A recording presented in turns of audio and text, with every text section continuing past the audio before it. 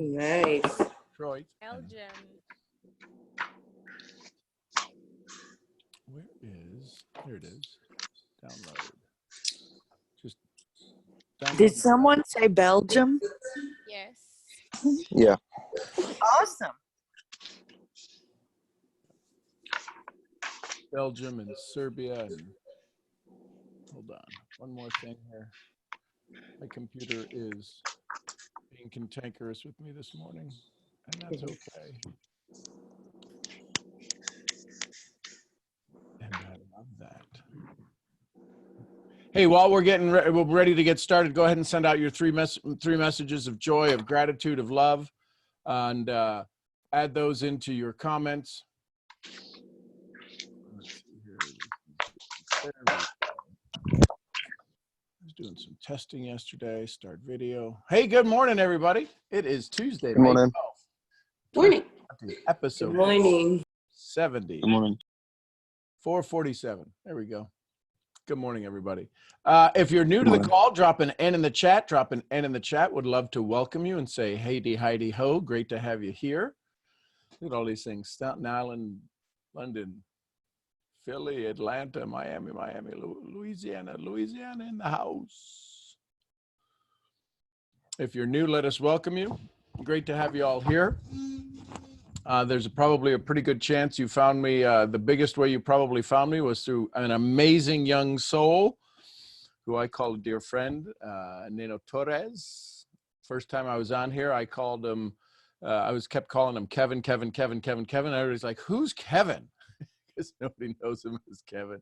You all know him as Nano. All righty. Let's see here. Let me see if this other site is working real quick. Sean, can I say something real quick? Yes, good morning. Go ahead. How are you doing this morning? Outstanding, brother. Thanks for making the world a better place. You're a champion. I'm honored to call you friend and watch you lead and grow and teach me along the way. Thank you. Thank you. I'm actually feeling good. I'm at the park. It's really cold. No excuses. I'm here. I can't stop my routine. But, you know, I was wondering, did you buy me this book? Hold on. I don't know. What does it say? Oh, the monk who stole his Ferrari? I don't know. I usually buy those and send those to people. I might have sent it to you. I don't know. Because somebody sent this to me while I was on tour, and I never got a chance to see who sent it to me. And a lot of what he talks about, you talk about the principle, the art of Kaizen, Epictetus, and I'm like, wait, did Sean buy me this book? Because I've been trying to figure out who got the book for me, but I still can't figure it out. And I was like, Sean probably got me the book. So I wanted to ask if it was you to see if it was. I would have remembered or signed the inside of it. So I'd love to take credit for it, but yeah, no, somebody else thought highly enough of you to send that. That's a great book. Yeah, it's a really good book. Yeah, I just wanted to see if it was you, but I'm just trying to solve this mystery. But because I want to definitely thank the person that got it for me. It's a really good book. So here's a question for you. Now that you're reading it, what's going to change? What are you going to adopt from it? So I'm still reading it, but what I've gotten the most from it as of now is more of, you know, tapping into my mind, body, and spirit. You know, he talks about those are the three trilogies of life that, you know, really come into realization once you really realize that all the material things mean nothing. Peace of mind is a lot more than just, you know, going for the material things. So, you know, everything else is a byproduct of, you know, accomplishing, you know, the peace of mind within your mind, body, and spirit. So, you know, I'm definitely going to take a lot more time to, you know, work on those things and really pay attention to those things, because I feel like those are some things that sometimes in our life we take for granted because we're just so focused on the achievements and the ranks and the material things. But, you know, tapping into your mind, your body, and your spirit, and really learning about those things. And like he says, the art of Kaizen, like you teach us, getting 1% of 1% better every single day in those areas. In a matter of a few years in your life, you will live a life of abundance, freedom, and prosperity. And it doesn't have to do with any of the, you know, material things. It's just because you have that peace of mind and love and abundance. So that's some of the things that I've taken so far from now. I'm like 3 chapters in, Right now I'm reading the chapter on self-leadership, which is amazing. And I've learned about purpose and a lot of other things. And it's just amazing. Great book. I love it so much. And what you've become very good at that I've seen and witnessed since June of last year, now almost in the last 11 months, is that you will take the information and you do very well. You started off doing, well, I don't know what to do next. So you did ILT, you invested in yourself, you learned it, and then you taught it. And that's what you're continuing to do. And as you start to, in this next year of mentorship and guidance and conversations, start turning them into yours. Start turning the nuggets into yours as you start to move through the days, because now they start to take on your essence. Always leave the credit to where it belongs. I got this from this book. You'll hear me reference my mentors or books or trainings all the time. But it's now, here's what they said, here's how I understand it, because now it starts to create your vibe, and your vibe will create your tribe. Your tribe is very big right now, and it's hungry for information. But in this next year, they're going to be hungry for leadership. And you are stepping into that role. You've been stepping into that role. And now as you step into this next phase of mentorship, of being able to say more by saying less, it'll be an amazing process to walk through. And I can't wait to watch you continue on that path. Thank you, Sean. And thank you for being such a great example for me. Because if it wasn't for you and all your leadership and all the nuggets that you've dropped on me that I've made my own. Or dropped or threw at you and hit you with or beat you over the head with. Yes. And most importantly, I'm grateful for, all the tough, conversations that we had where you were hard on me, because those were the ones that made me stronger and made me step into the unknown more than ever. So, I'm just excited for what's coming. It's only been 11 months, and look at how much we've grown, and I'm just excited to see what's coming for the, Yeah, I remember you saying you were starting your call, and you're like, oh, well, what do I do? And what if nobody shows up? And it's like, well, now you got to get a bigger room, more than 1,000. So congratulations. I know. Thank you, Sean. Love you, brother. Love you too, man. Let's have a great call. Yes. So let's continue to talk about finding your unroutine. And I think I see Anne's mic is unmuted. I'm not sure if she has something to share or a question. I know I always sit in anticipation of her dialogue. Oh, hey, Sean, that was by accident. Oh, that's okay. There's no accidents. Good morning, Anne. I needed to hear your voice. Good morning, Sean. How are you? Outstanding. I don't think I've left my chair in the last 24 hours, but I'm good. Life is awesome. Yeah, no, it's been a busy last, definitely the last 16 hours have been extraordinarily busy. So it's all good. So if you've got some questions or conversations or some things about finding your unroutine, things that are showing up for you, raise your hand in the chat and we'll have a conversation. Because here's what's happening. As you hear Nano's reading these books, and as he starts to hear these books and people start to show up for him and things start to show up for him, there's a lot of learning going on. There's a lot of awareness going on. But it's a reorganization. It's a reorganization of what success looks like for him. What is reorganizing for you right now? Success that looks like for you, that it would help you serve you well in the undoing of some old stories, some old ideas. So, Kaia, good morning, Kaia.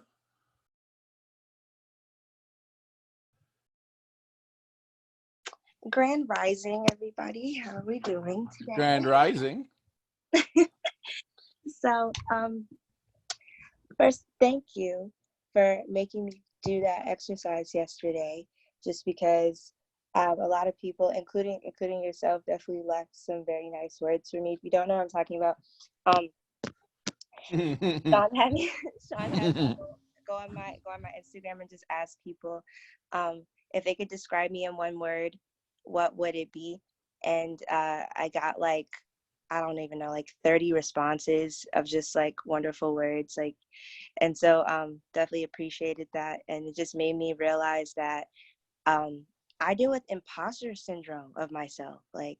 even though I know that, even though, like I said yesterday, I'm very confident in myself, it's just like sometimes I'm just like, am I up to the, like, am I really like up to the caliber that people think I really am? Like, I don't know. So it made me feel good. It made me realize that I just need to just embrace myself more. Like, What word surprised you most, my dear? what word surprised me most?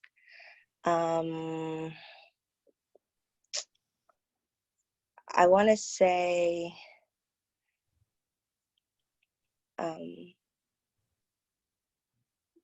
dang. I think it was faithful from you. Yeah. I was like, that's not normally a word that somebody would use to describe me. So I never heard that before. Yeah. So now that you hear that, can you take ownership of it? Yeah.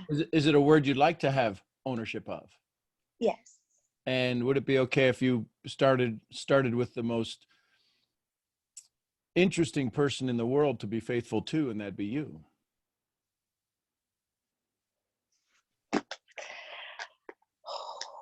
You started off deep. Listen, I'm on a small talk diet, my love. So, and again, this is because I heard the word, okay, faithful. So let's start with you. Can you begin in this day, in this moment, start to be faithful? You may not be unfaithful to yourself, but is it okay if you start to be faithful to you? Yes, that's okay. It's more than okay. And what would happen if faithfulness started to show up just for you? You for you. You say you're going to do it, you do it. You're faithful.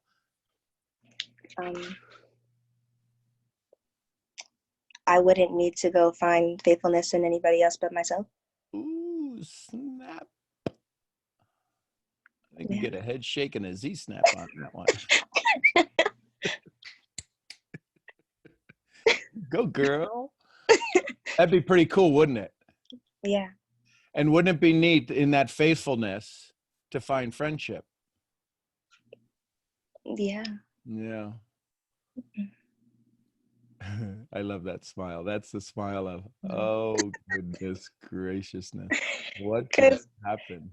Man, I feel like you know me. Like, you really know me. Like, this is really, I used to not want to be alone, like, to do anything by myself, like, just have my own company. And I realized that I can't really love myself if I can't spend time with myself. So like, before quarantine, I would go to the movies by myself and just go on car rides and stuff. Because, like, things that I would feel like I need somebody else to go do, I don't need anybody but myself to go do things that I like. So Misery or joy, you get to stay in joy. Choose joy. So here's the neat thing. Here's the awakening that I just heard. Is that what you do is designed to take care of you. You've always been faithful to yourself. You've kind of had to hide it, though, because you were told if you're faithful, that's selfish. And I promise you, there are women listening to this right now, your age, 2 times your age, who are hearing the exact same thing. It's just a way the world has designed to keep you from reaching your success. Is that if you do it, listen, you know I love you, and your hair is beautiful, and your smile is beautiful, and your face is beautiful, and your neck is beautiful, and your shoulders are beautiful. Everything I see about you, your voice is sultry. Thank you. And all of that shows up. You've been faithful to yourself to present yourself to others in such a way that you become acceptable. Now it's just be faithful to you and accept yourself. And in such that your aura changes, your essence changes. And all of a sudden you elevate yourself, not in a way of, look at me, I'm on a pedestal. You elevate yourself in ways that you can now lift others up. It's kind of like, are you sitting in a chair or on the bed? Where are you sitting? In the bed. Can you lift the bed up and yourself? No. No. So you've got to get up from the bed to lift others up. And that's what you just realized in that little exercise you did yesterday. And your faithfulness to you, it's okay for you to elevate so you can lift others up. Right. Thank you. Good morning. And that just happened. Good morning, Latoya. Well. Great day, everyone. Look, I had an aha moment just like a couple of hours ago. So I woke up at 4:30 this morning. Some of y'all may know I wake up around 3:30. But today I woke up around 4:30. So that means 7, right? 4 plus 3 is 7. And I had an aha moment that I just need to have fun what I am doing. I think we get caught that it had to be serious because we realize our paradigm shifts and all this is almost like a serious moment. But I think the bottom of it, the top of it all off, is just have fun, being passionate about what you're doing. Like, you gotta have that burning desire, yes, but you gotta have fun having that burning desire. Because when you realize that you create, everything started with you, with myself, I can have fun creating the things that I have always just ever dreamed of. And my daughter, the world diagnosed her as autistic, but me, I see her just filled with awesomeness. And every day she wakes up, she just be giggly. She has fun. She has her own TikTok. Oh my God. And she'll be 18 in December, but she just has fun. Because I never put her in a box. I always had her be herself. So she just blossom. She loves things. She tell me no, she don't want something, but she smiles every day. And that just gave me an aha moment, just to have fun with life. This morning she was skipping through the kitchen and then she asked me, can I make her a smoothie? So it was like, she was smiling, can you make me a smoothie today, Mom? But she is always smiling because she filled with awesomeness. So I want to thank you all for just giving that aha moment. I just sit back and just realize why you always does these calls. I'm like, man, he always does these calls and he just like the same tonality, but he smiley, he giggling and all kind of great things. And I was like, man, they just have fun what they're doing. There's a burning desire, yes, but they have a burning desire to have fun, impacting people all over the world. And I want to thank you guys for giving that aha moment. Oh my gosh. And yeah. Latoya, you bring up a brilliant point. Here's the thing. Next time you see 3 and 4-year-olds and 5-year-olds and 6-year-olds playing just intimately with each other and laughing and giggling, I want you to walk up to them and go, hey, listen, you got to have more passion. You got to have more drive to play with the blocks. You got to pedal that tricycle. You got to pedal your butt off. And they'll go, what are you talking about? Can I just have fun? That's what we were born with, was fun. All of these other labels of drive, of passion, of grind, of blah, blah, blah. All we tell children is have fun, go have fun, go have fun. But we get into this business world, grind, recruit, blah, blah, blah. And we come up with 1,001 conversations. Have fun. You can't bring joy if you're not in fun. Passion doesn't bring joy. Listen, passion got Christ killed. People's passion put him on a cross. Passion is not the thing that we really want. Passion, love, a crime of passion. I love my bride. It is the most fun thing I've ever done. Mason started his first day at work yesterday. He is now in the working world. Woohoo! Yeah, exactly. So, and I want him to get it so amazingly well that he goes, Dad, I want to do what you do. Oh man, thank you so much. I'm always have been like this joyous person, but just to top it all off, we hear you gotta have passion for what you're doing and you gotta find your purpose. And it kind of sounds like over the top, almost like rocket science field, And it's like, man, how I find my purpose, how I find my passion. It's just like mind boggling. But to top it all off, just have fun And I think that was mentioned in The Secret too. You just gotta have fun with it. You know, you would have fun creating things, you know. And I was like, when people give wow. their mission statements, I'm looking for passionate, driven individuals who are committed to changing their future and building a business of success. Oh my God, run, run, run. I'll fall running. Oh my gosh, that sounds like prison.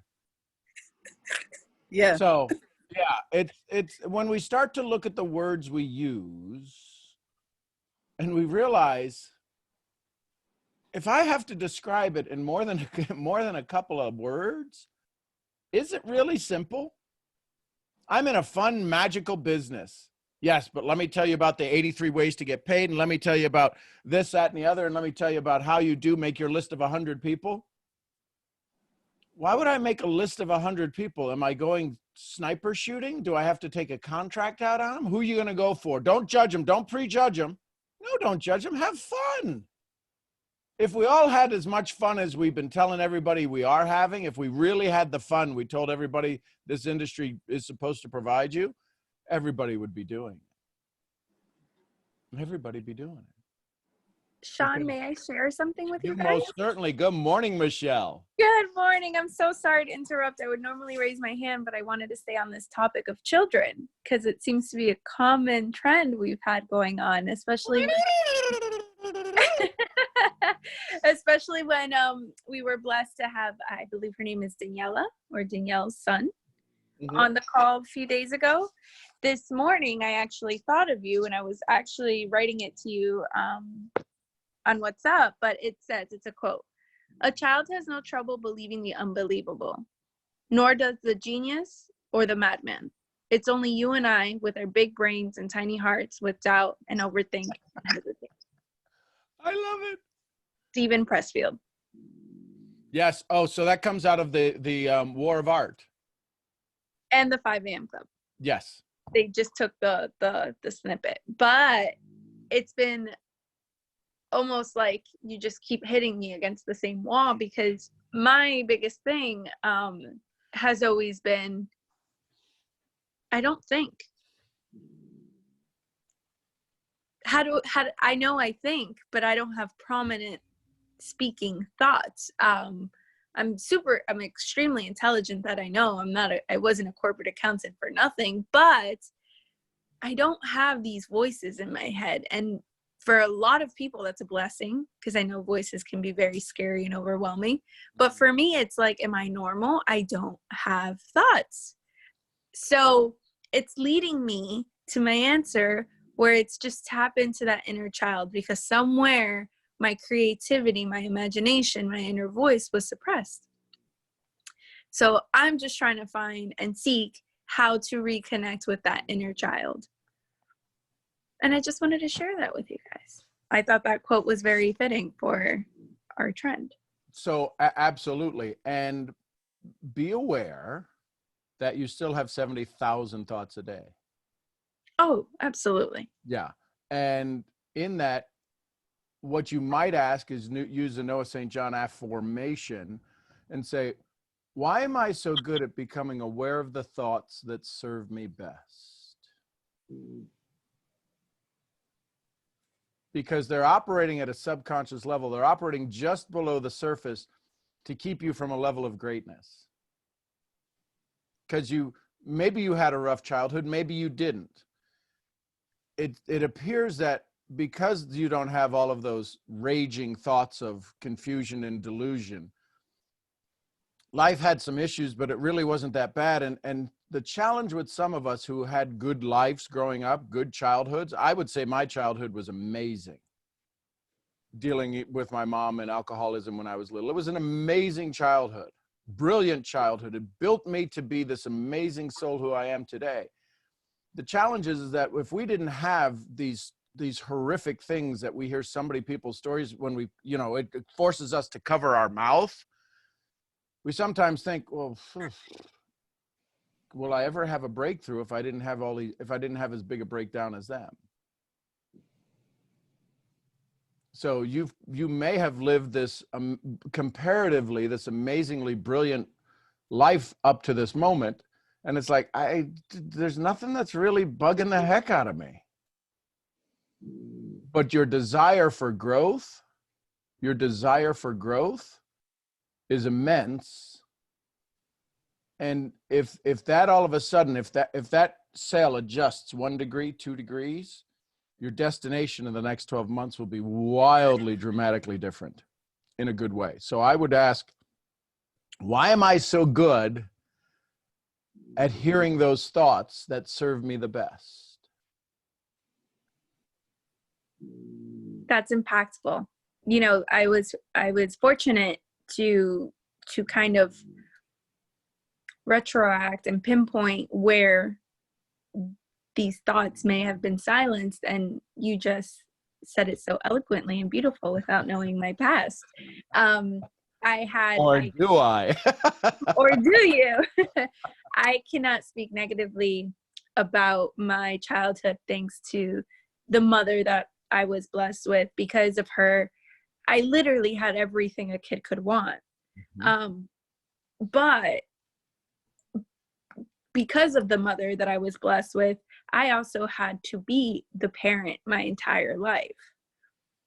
I was 4 on 30, 12 on 50, and now 26 at 80 when it comes to caring and being there for my parent and those around me. So although I had the bicycle and, you know, the house with a pool, there was a lot of growing up that I needed to do to protect and to care for those that I was surrounded by. So now I'm just trying to tap in and undo this adulting that I've had to do for so long, and just learn how to be mischievous and curious again. So thank you. So do me a favor. Yeah. Put your pen down. Okay. And rub your hands together like this. And start to giggle.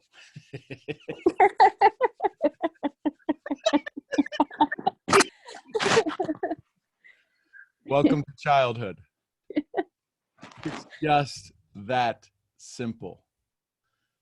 Silly, goofy things, joyful things. Skip.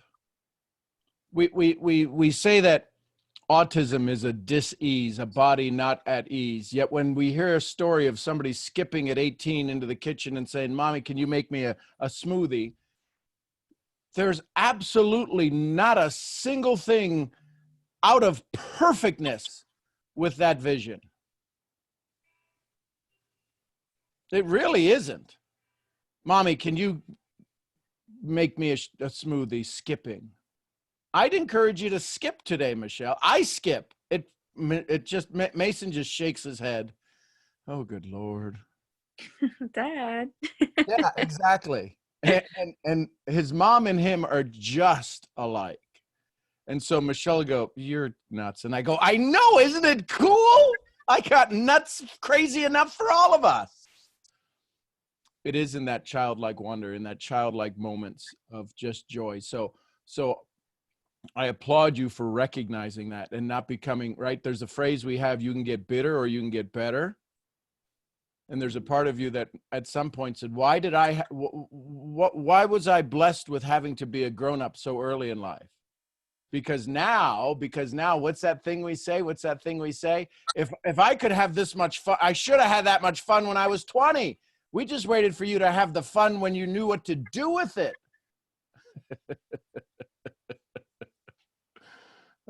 Thank you for sharing with us this morning, Michelle. Thank you so much. Everybody have a wonderful day. And let's go to our what do they call them? In news channels, they have their anchors. Let's go to our anchor. Let's go to Britnee in Atlanta. Good morning, Britnee. Good morning. Good morning. I wanted to participate in the scenario, but I couldn't do anything fast enough. I guess, excuse me for changing the tone of the conversation. No, it's all good. It's your show, not mine. Oh, I love to hear stuff like that. Shocking. So I also hope Ron is on here. You know, I need to good, awesome. Because there's a couple things. It's how do I say this?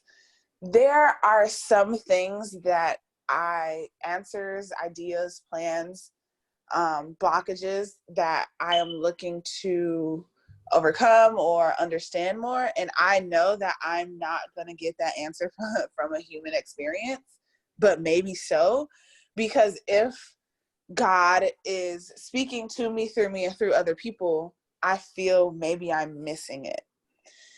And yesterday I was just having this revelation or reflection, not necessarily a revelation, but a reflection over a few things. So I put a lot of pressure on myself, and at the same time, while putting pressure on myself, I create a sense of stagnancy, because there is so much pressure on yourself. Like, you ever like have so much stuff to do that you just like lay down? Like, you just like, wow, it's so much stuff to do, I don't even know where to start. And for some reason, it's not impossible. Obviously it's possible, but I can't just seem to pinpoint the organization that I need to function properly to feel successful. Like, yeah, just like the word that I shouldn't be saying. But it's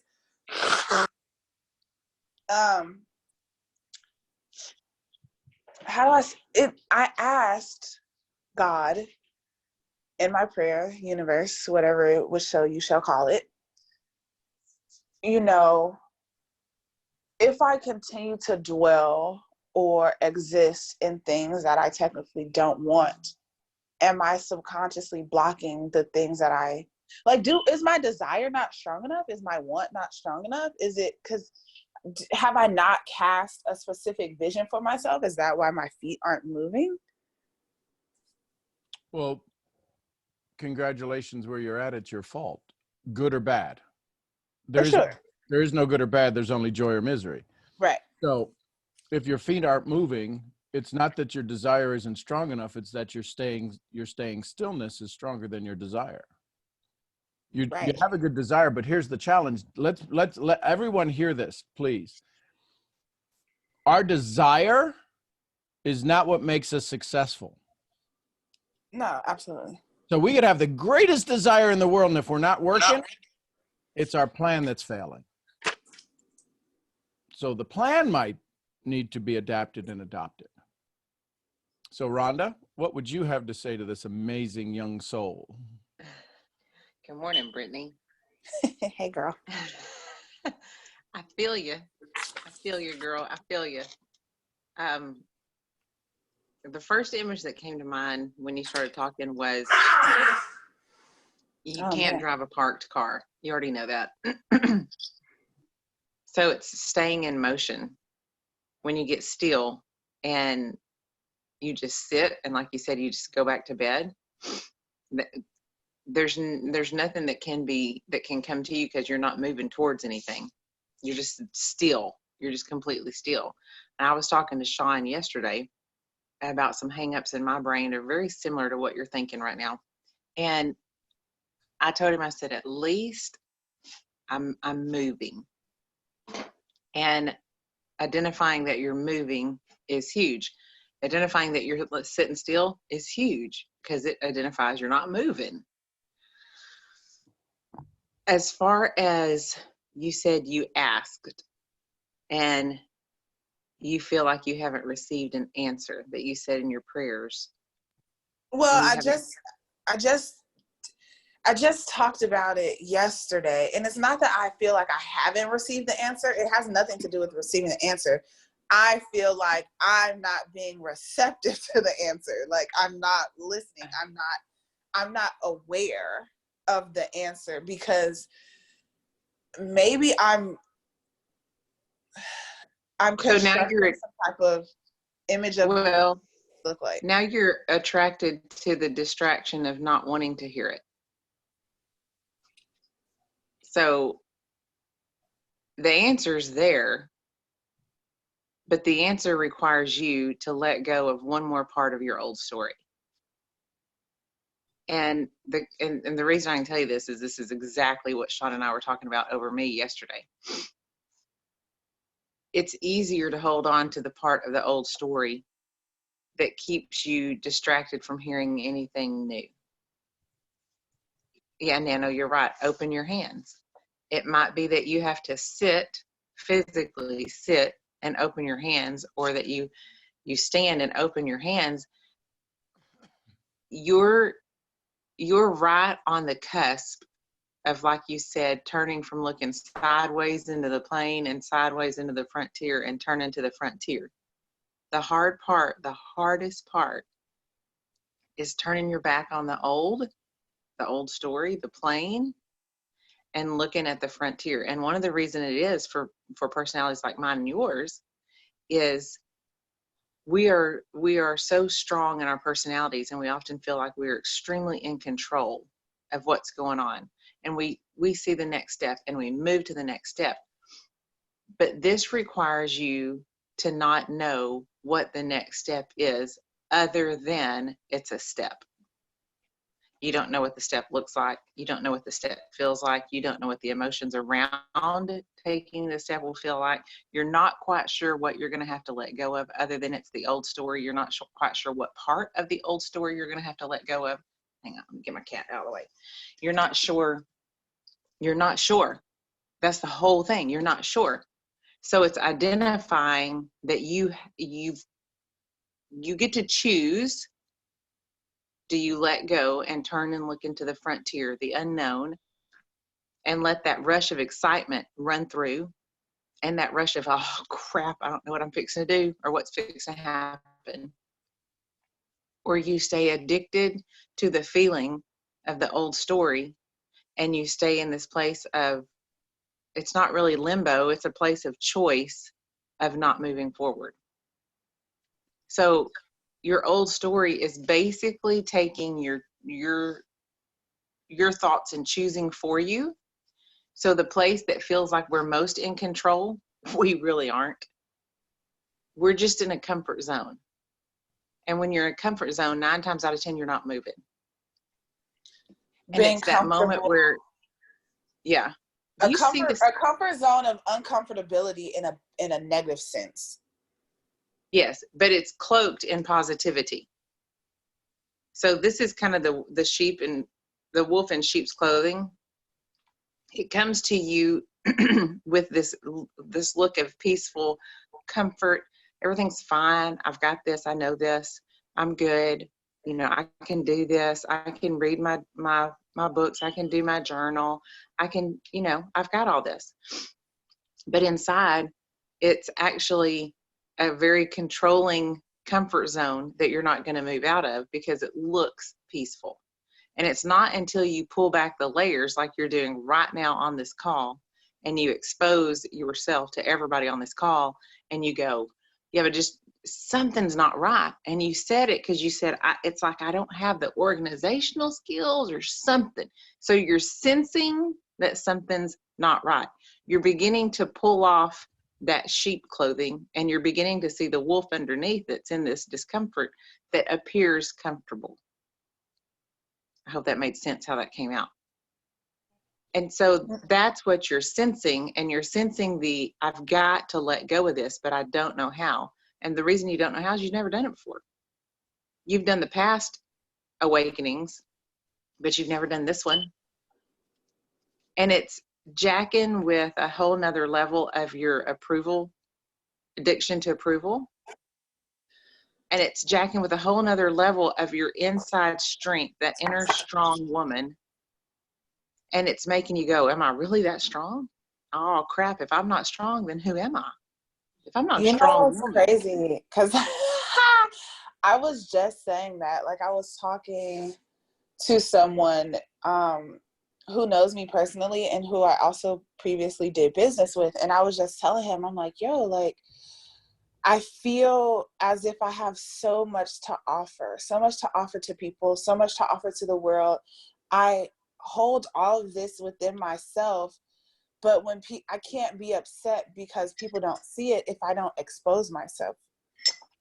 You know, it's like for me, I harness all of this goodness inside of me, and I'm like, why you don't see it? How you don't see this? How do you not see this? You know what I'm saying? But like, Well, I'm like, a lot of the reason people don't see it is you and I both still tend to do this. Yes, Titus, that's right. Vulnerability. But some of it is we want you to see it, but we want you to see it the way we want you to see it. Because if we want you to see it, then we're letting you see it. And then you can't get past our strength. And it's this cloak of protection that's really not there. And it's allowing that vulnerability to come through. And once that layer of protection is off, we're so vulnerable and exposed that we kind of sit there and we're like, okay, I'm going to rock it out for a minute.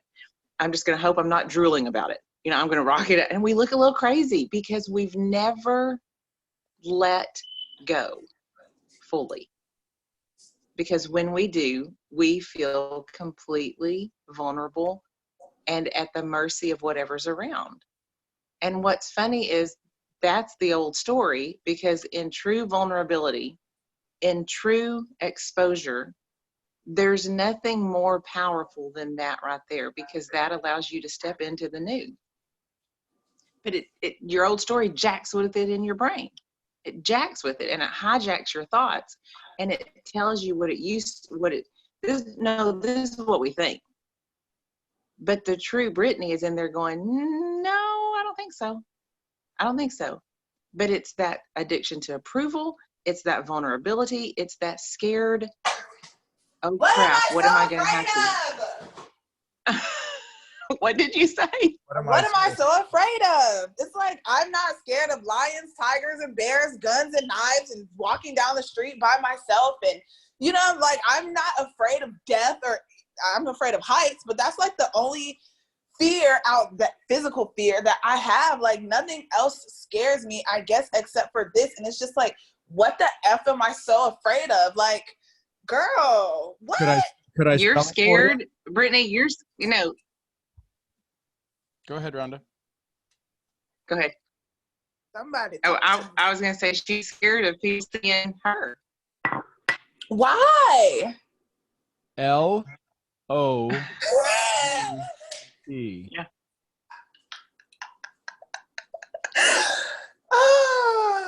Because if you were loved and you loved you, all of the tigers and knives and deaths go away.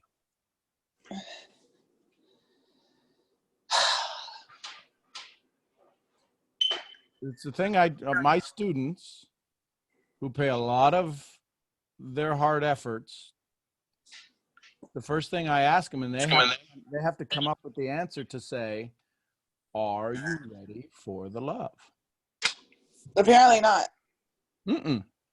And listen, I'm going to still continue to be here to help you around that campfire. I'm still going to be here as you start to whittle it away. What did Michelangelo say when he made David? How did you make such a beautiful statue? How did you know? I'd chip you away everything about David. But I've talked about this before. Remember when I was like, I've become such a student of love because I felt like that. I wrote like a poem about that or something, but love is the only thing that I've encountered that I necessarily couldn't control. I can control my sadness. I can control my anger. I can control, pain, even to some certain degree, but like love, it's so. And welcome to Thunderdome. It is Britnee versus love. Exactly. In the cage. It's a cage match. And love sits there in the corner without raising a hand. and Yeah, crippled. here I am swinging full force Yep. for no reason. Mm-hmm. And you can't hit it. How do I get all of this? And then I'm like, okay, cool. Yeah, release it all. Go love, girl. And then I'm like, la, dude, wait. So think about it this way. The old story has been so wired in that you have these moments of awakening that allow you to see it through the window or of a passing car at 90 miles an hour. There's love. But you keep showing up. So that now you've got to ask, why the insanity? Because it's the ultimate goal. The goal is to get there. There's a part of you that knows this is the possibility. So what happens if the old story goes away and all of the things that you are fearless of?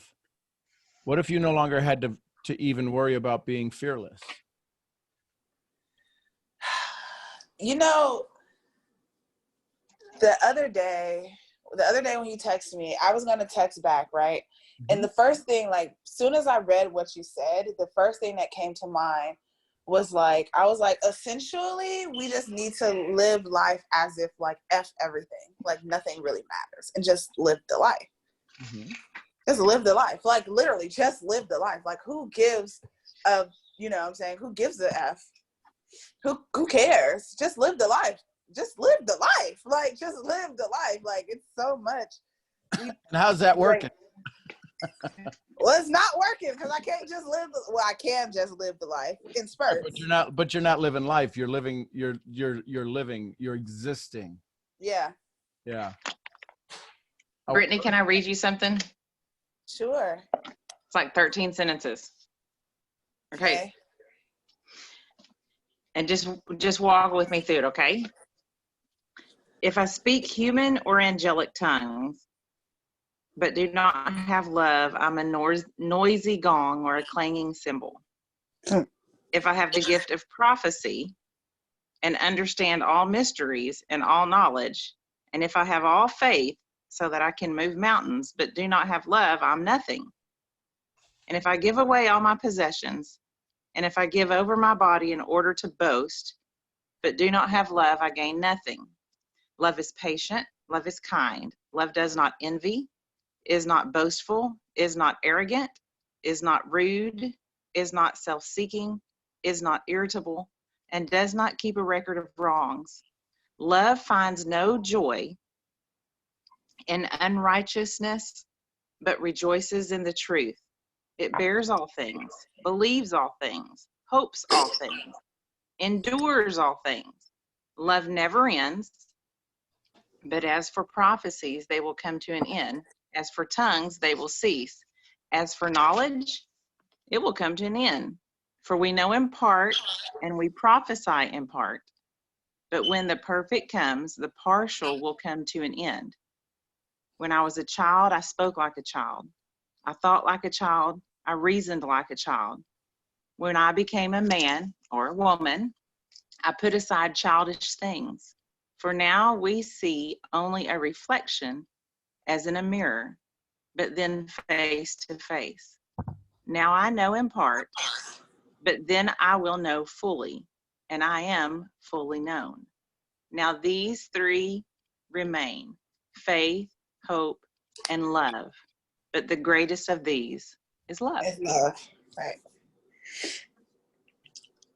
Wow. Literally, we've been listening to this verses all of our life. Yep.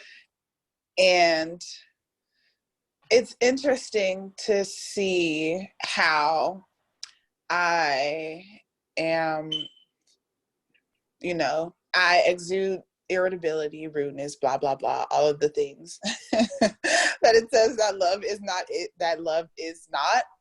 And it's like, it's like, am I, okay, you know, how do I say this? The first thing that comes to mind is like, you know how like someone was sent here to be the antichrist, and it's like, like, am I trying to exist as like anti-love? Like, what is it? Like, what? Like, what? Like, it's like, it's so weird. Like, you know how somebody doesn't like something so much. Not saying that I don't like it, because I love love in all forms. I guess, I don't know, but it's like, say for instance, essentially you don't like something, but you don't like it to the point where you're just like so obsessed with it, and you're just thinking about it all the time. What is it doing? Where are you going? Where are you saying? How do you move? Like, and it's just like, what is love to me? Love to me is, in one word, acceptance. And and that's just it. That's just that on that on that on that. It's just allowing something to exist as is and accepting it as is, and being able to love and live life as things are without being affected. So if that's your definition of love, well, Britnee, if that's your definition of loved, then that tells me a lot about inside yourself. Do you really love yourself? Because if you did, Michelle just said. She said, do you accept yourself? And I'm just like, maybe sometimes I do and sometimes I don't. But for me, if it's not a solid yes, it's a no. So the answer is no. I can't teeter on it. Maybe I do, maybe I don't. It's a no. It's a no until it's correct. yes. Yeah. Correct. Yeah. So then the question is uncovering, what is it that you've been told or spoken over yourself, that you've either spoken it over yourself or someone's spoken it over you, that you've accepted as truth, that's a truth, that's actually an opinion that deserves to be set aside in the opinion box, and now you have to redefine truths. And maybe that's where the organizational skills, that the words that you use, are coming into play, because you have everything organized. These are my truths, these are my thoughts, these are my feelings. And now some of those truths, and I say this from experience, some of those truths aren't serving you. Yeah, absolutely. And now you have to let those go. Yeah. But then you don't know what to pick up. And so you have this place. No. That's what I was about to say. You might not have to pick up anything. A lot of it is, I kind of feel it's a strange feeling, because on one hand it's like, all right, girl, be yourself. You know what I'm saying? Like, even, let's just say for instance, even on these calls, right? I feel like when I first started the calls, I was like, hey, you know, blah, blah, blah. And I'm like, yeah, so I'm this girl from Chicago and I be on Instagram, and Sean, you ain't about to tell me whoopty woo. Like, no. You know what I'm saying? Like, and it's just like, dang, okay, maybe if I come in like that, Sean gonna be like, oh, hell no, who is this? You know what I'm saying? Like, oh my God, we gotta get her out of here. You know? So I feel like sometimes, but this goes back to the conversation that we were having before, how people look at people as a this or that, when I can be this and that. You know what I'm saying? Like, sometimes I feel like it's a tightrope for me, because it's like, I can exist as this urban. I think all that, I'm going to stop you, Britnee. I think all that is an argument to distract you from just sitting and loving yourself. You're talking circles. I'm telling you why, like, what it is when it comes to why I kind of don't. Or so what, let me, you know, what the blockage is. this. Hang on. Britney, how long do you want to own this story? When is it time for you to step into the love that you've been avoiding? Now. Okay, so then stop talking about everything else. All you keep doing is attracting the distraction. Yeah. We don't need to know why everything was a shitstorm in your life. Because, okay, listen,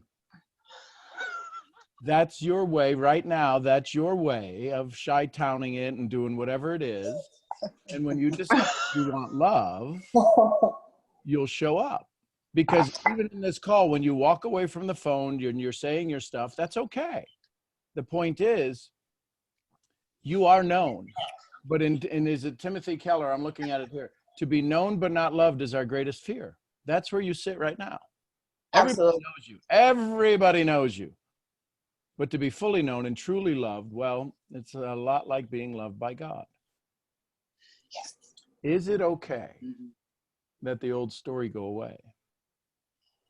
Yes, I have a headache. And if the old story goes away, what fills it?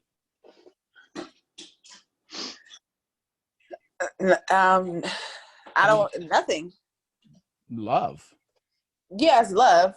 And this word of acceptance is a criteria, not a definition. When you look at, I don't know, tell me something that's precious to you. My cat. So do you just accept your cat? So if I took him, you'd accept that? No. Why not? You could accept things. Acceptance is a very bland. Acceptance is like, how's your spaghetti? I accept it. It's settling, huh? It's like ridiculous. It's the most inhumane description of love that I've ever heard, and I think it's cool. I've never heard love described as acceptance. Somebody farts next to you, you don't move. That's acceptance. It's on the same level as love. Well, I mean, like, you want to bring the ridiculous, bring the ridiculous. I mean, but that's fair to say, though. Right. So is it okay if you begin to accept you as this softer, stronger? Brene Brown says it best. You can have a soft front. Just have the iron back. Too many people have the iron front and a soft back. People can't stand up for themselves. You can stand up for yourselves. Because of the way that you can stand up for yourself, it makes it very hard for anybody to get past the 6 feet of armor that stands in front of you. And that's because at somewhere, someplace, you have been hurt dramatically and tragically, and you may not even remember it. Absolutely. But you're like, ain't nobody getting into this castle. And you can stand from the pulpit of the parapets of the very highest points of your castle and look and go, you may walk by. Can I come in? Oh, hell no. But you're confusing the pilgrims outside with being your inner circle. They ain't even allowed to cross the drawbridge ain't even down. The moat is filled. And it's on fire. And you're like, but I want to love me, my people. Love me, my people. I can't even get close enough to, what is she saying? Die, my people? What is she saying? Can I read something to you, Sean? And you're going to be so sick of me reading these things, right? So where is it at? After 400 episodes, I think I'm pretty good to it. Wait, where? Okay, hold on. Let me find it really quick because I was just, boom. It says, be careful. You're projecting insecurities onto others prevents you from loving other humans from a place of honesty. You don't have to punish yourself for not having love. And I read that this morning and I was like, damn. But Britnee, Sean, Go ahead, Michelle. Yes, please. Britnee, don't forget last week, everything that you said last week came with rules. It was this, and this, except or but. You had conditions on everything. And you still do. And I'm still going to go back. And whatever you're holding on to, it may not be something you're aware of. Like, I had no idea my mom was my issue. If you had not told your story, it wouldn't not have hit me. Like, I've been in therapy for years because everybody said my problem was my dad. And my mom would be sitting right next to us. And it never was picked up by anyone. So I was totally blown away. But I can tell you, when you let go, everything you're experiencing now, you know, like, just live it, F it. Let me tell you, that is, you can do that. You can just say F everything once you let go. And I want to make sure you understand that with me just now being on the other side, I was set free on May 2nd. I mean, I don't care what people say or think about me. I am who I am. I'm learning to love myself, which I have not done in 52 years. I didn't know how because I was held in bondage by something I didn't, something I didn't even know. So dig deeper into what you're holding on instead of because I'm doing this, because I'm doing that. Try, which this is where Sean is good at pulling it out of us, but try to find what you're holding on to versus what you're doing. Does that make sense? I think I'm running away from love, which to me, okay, so this, damn, I hate when I do this, y'all, because I don't want to take up all the time, but it's like, it feels like maybe I'm running away from love because maybe to me, love equals pain or the ability for somebody to hurt. My question is why? Because why would I want to be hurt? Why are you running from pain? Because when you are set free, there is no pain. So what pain are you running away from? Why are you running? What has hurt you so bad in the past that's causing you to move in a different direction? Love, or the ideal of love, or what somebody By was. who? So what somebody was giving me and calling it love, but it really maybe wasn't. Probably my mother. So I ask, did you really release everything or did it just bring more awareness? Because I went through the motions too, hon. The same day you did, I went through those same exact motions and I'm like, cool, this is it. I'm free. And I was miserable for the next 6 weeks. And I found out it was just more of an awareness. So I realized I didn't let it go. I kind of realized that, well, I don't want to say I didn't let it go, but when Mother's Day came, right, I was just like, I don't feel anything, but I've never felt anything on Mother's Day. So, and it was like, okay, I have to go through the motions to do what is perceived as right on Mother's Day to celebrate my mother, because I know that if I don't, it's going to hurt her. So it's like, okay, let me go through these motions, call, say happy Mother's Day, send a card. But it's like, it wasn't coming from a place of genuineness and authenticity. And I felt bad because when it comes to my mom, it's like, I want to act I want to move how I exactly feel, but in like, not necessarily, I don't know. Like, this sounds bad, but I mean, I don't know, whatever. But it's like, if I don't care, I don't want to act like I care for the sake of her living in this fantasy of what a mother-daughter relationship should look like. I don't care about that, right? I care more about having a genuine connection, understanding, and love between each other. She's wrapped up in the fantasy of mother-daughter relationship and what it looks like on TV. I'm not. So I don't play with these motions of doing stuff just for the sake of, hey, everything's okay, But if I don't do that, sometimes it's like, all hell breaks loose, and it's like, and then she tries to guilt trip me, and I still don't care, and it's like, damn, should I care? Whoa.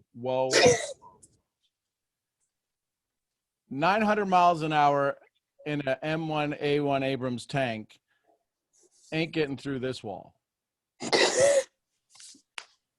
She tries to guilt me, and I think it doesn't affect me. You are so full of baloney. I'm going to start calling you Oscar Mayer. Read me.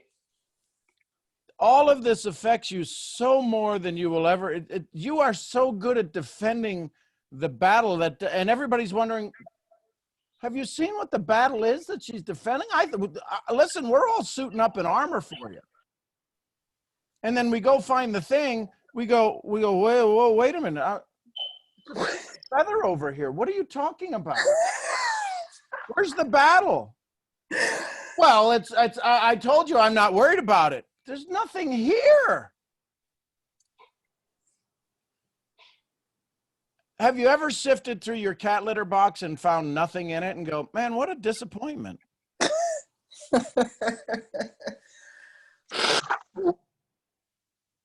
You are absolutely hell-bent on resisting everything you say that doesn't matter. It does matter. Otherwise, you couldn't talk about it.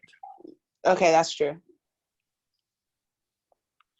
And see, there's a huge difference between when we argue and when we dialogue. You normally say you're right when we argue, and you said that's true. That's a dialogue because it wasn't about me. You're right. You're right. That's an argument. That's like, I'll show him. You're right. What, he can't say nothing after you're right. You're right. I can't say nothing after I'm right. What am I going to say? I'm wrong? So. Damn, here I am again in this circle. I'm so sorry, Sean, because I know how it feels. Sure, but, well, no, you don't. You just listen. You're the one on the ride. I'm the one in the middle getting dizzy, going, there she comes, and there she goes. Here she comes. So here's the great news. You haven't quit. I would spend today realizing that there's a part of you that is fighting so hard for this, and there's a part of you that's so strong that thinks that your existence will not be the same if you have nothing to fight against. Oh, this is. Damn, that goes back to the whole money thing. Mm-hmm. If you sit in joy, if you begin to just describe joy to yourself, I would spend, unless you've got meetings today, I would spend the day as often as you can describing what joy is and elevating joy, to taking it to the next level. What would joy be? Going to the park. What would joy be? Getting on a ride. What would joy be? Getting on the roller coaster ride. What would joy be? Buying tickets for people to get on the ride. Oh, that would be cool. Owning the park and giving it to underprivileged children for free forever. That would be joy. Oh my gosh, buying parks around the world, making and everybody who attends, I get to donate $100 to stop human trafficking. Now that takes on joy a whole nother way than just walking to the park. Elevate it. There's things that you want to do so bad in this world that you have put on a shelf because you keep worrying about you. You keep wanting to come up with what's your battle. Your battle is to get over yourself, get on with life, and start fighting the battle for those who cannot fight their battle, who can't stand and have a conversation like you can, who can't stand in the face of fear and tigers and lions and guns and everything else and go, not today. Your responsibility is to stand up for those who can't stand for themselves, to give them their own 2 feet to stand on, to be able to be there, to be their voice. Rather than you screaming through your own megahorn, you start screaming for them. You'll find out what joy is. You'll find out what love is.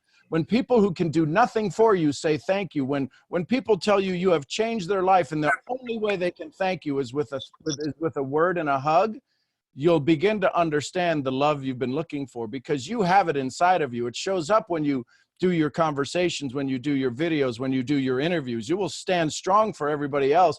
It's time for you to stand strong for you and start protecting those you have made a promise to. So I believe that. And sometimes I go back and I'm like, well, damn, who's going to be strong for me? Like, listen, there ain't none of us could be strong for you. You got to be strong for you. We can't be strong for you until you let us inside the gate. We can't fight the battle with you until we're inside the gate. We're getting slaughtered outside. F you. I'll go hang out at the guy who's got a shack and an outhouse. At least he'll let me in the outhouse.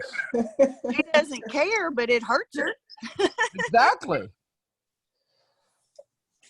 Very, very deflective, because I always say, and I'm just reflecting on one of my, like, I do this all the time. My mom, like, everybody notices it. Obviously, you guys notice it, because it's like I try to hide in plain sight, and it's like, why am I hiding in plain sight? Like, everybody can see this. You like to skirt around the issue. I love to skirt around the issue. You like to give examples of things that are happening instead of looking inside at what is happening. I don't know how I feel. Maybe I don't know how I feel. That's okay. And I love that. It's okay. Okay. I'd start asking yourself those better questions. Why am I so good at understanding how I feel? Why am I so good at experiencing love? Why am I so good at looking for love in all of the right places? Why am I so good? Why does love always show up to me in the most elegant ways? Because you've got the 1,001 reasons why it doesn't. Start asking why it does and start there and journal. There you go. There's your homework. Off Okay, with bye. you now. Bye, everybody. Love you. Delia, you got your hand up. Good morning, Delia. Let's go to Miami. Hi, Sean. I knew you were going to call on me. Morning. Thank you. Britnee, amazing. Amazing call. My question has to do with the notes that I took on Sunday when you mentioned the 6 areas. I got number 6, which is the reason to succeed is to get a seat at the table. Right. I also got reason number 1, skills that I do well, and after meditation today, I came up with 20 things. But the key is to become master at 1. I understand. And then 2 is what are your passions? And I know what my passion is, but I did not write down 3 and 4. Can I get them? Yep. Let me find that notebook. Let's see if it's this Thank one. you so much, Sean. If I don't find those, I'll look for those when somebody else asks a question, but I will get those to you. Absolutely, Delia. Thank you so much. I have number 5, which is secret sauce. Right. And I have to find that. I think. All right. Thank you so much. I don't want to give you. I'll look for it. I'll find it. Jessica, good morning, Jessica. Good morning. Good morning. How are you today? Outstanding. Oh, thank you so much. Thank you everyone for yesterday. I needed it. I had my first customer yesterday ever. I was so happy. I cannot tell you. I was like, yes, yes. And it was so fun. I was literally just talking. I wasn't selling. I wasn't your best sales girl ever. I was literally just having fun and saying, I was just talking about life. I was, just being happy, because everyone you talk to now is like, oh yeah, same old, and that's it. Do you ever find that you speak to your friends and they just say, yeah, I'm doing this, same as yesterday, and you're like, okay, and you want to tell them about Sean, you want to say, go listen to Sean. You'll be skipping and jumping all over, everywhere. So Jessica, one of the things that absolutely, it used to drive me absolutely insane at events. I would either be one of the speakers or the MC of an event, and there'd be 200, 2,000 people there. And when people would break, I would go around to the tables all the time and just welcome people. But I would listen into their conversations. They're at a mind expanding event. They're at a goal achieving solution dialogue. They're at one of the most precious moments in their history of their own personal business, and everybody's talking about yesterday or something else on TV. Not one table, it's rare, less than 1% of the people have I ever heard at organizations or events that I've been at, because this has been something I've studied for 20 plus years. Less than 1% are ever talking about what they're going to do on Monday when they leave the event. Everybody's talking about yesterday. They're not even talking about what the content was previously from just the previous session. So what's that phrase? 1% think, 2% think they think, the other 97% would rather die than think. You're the average of the 5 friends you hang around. It's time for some new friends. Yeah, new friends that build you up and say, you can do it, you've got this, let's go. That's what you need. Not friends that say, oh, my friend once told me, write this down, anyone who's journaling right now. There's 2 people in the world. They are either drains or radiators. When a person is a radiator, they are like the sun. They are smiley, they're happy, they have the best time. And when you're with them, you want to talk to them all day long. Just like Sean. Sean is a radiator. Everyone's drawn to him because he brings you this warmth and this, he's caring and he's sunshine. And then you have other people that are literally like drains. You look at a drain and all the water goes down and you feel that energy just talking to them. And it'd be okay if they were a drain. Some of them are garbage disposals. Yeah. Get out of here. It's like, oh my God. You can feel it just sitting next to them. They don't even have to say anything. You just sit next to them and you can just look at them and you go, is anything new happening? Anything? And that, yes, that was the biggest lesson my friend once told me. A drain or a radiator. That's it. Yep. But absolutely. Thank you, Jessica. Oh, thank you so much. And last night I meditated for the first time. I've never done it before, so it was really strange. I thought, yes, and that's a great result to hear. It was really strange because that's a rewiring. That's a neural awakening of conversation. So absolutely wonderful to hear that. Thank you, Jessica. Thank you so much, and everyone have a great day. Yay! Santos, let's go to Santos. Good morning, Santos. Hey, good morning, brother. Good morning. I just want to share something that I learned is that a baby falls about an average like 50 times before it starts walking, right? But as we get older, you know, it takes us, sometimes we don't like take action on, for example, opportunity. For example, a baby doesn't ask himself, oh, this walking thing isn't for me. But sometimes I'm guilty of that, of like, as we're older now, we don't take action.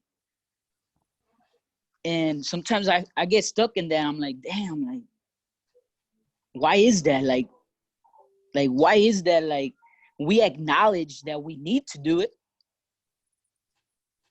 but at the end of the day, we don't do it. A baby doesn't ask himself, oh, this walking thing isn't for me.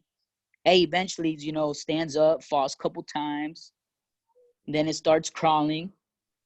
Then it starts running. So really, it all falls into like, we need to go back to that child in us. Like, it's so crazy how we're all aligned with the conversation somehow today, with everything that we have spoken, each one of us.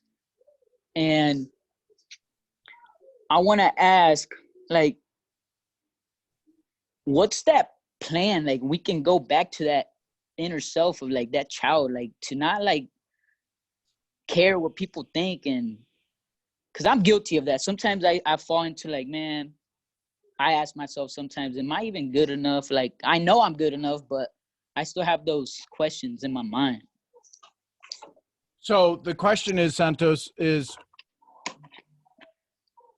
it okay if you go, is it okay if you leave this story? Oh yeah, of course. No, it's not. I need to. It's not. Think about it. It can't possibly be. I know we say it is. That's the brain going, yeah, just answer it. Uh-huh. Yeah, sure, answer it. But the challenge is that when you say it, but then why would you ever ask the question if it was so easy to do? Because we haven't decided it's okay to give up the story of the adult. True. Procrastination is poverty.